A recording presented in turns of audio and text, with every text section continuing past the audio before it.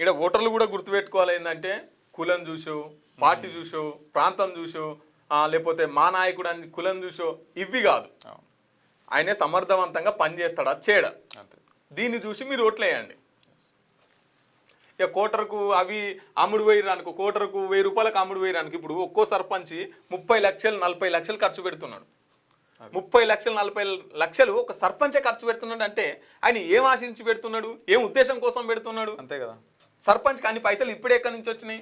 నిన్న సోషల్ మీడియాలో ఒక వీడియో వచ్చింది. సర్పంచ్కి 5000 జీతం ఉంటుంది, 6000 జీతమా 5000 జీతమా ఉంటుంది.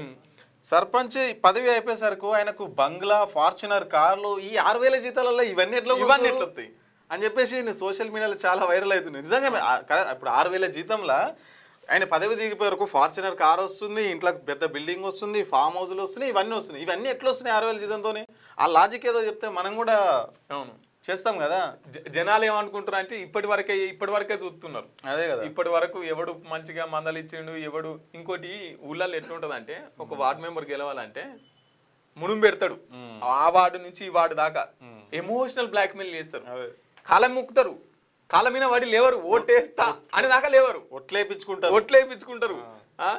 ఇగో ఇటువంటి బ్లాక్ మెయిల్ చేస్తుంటారు.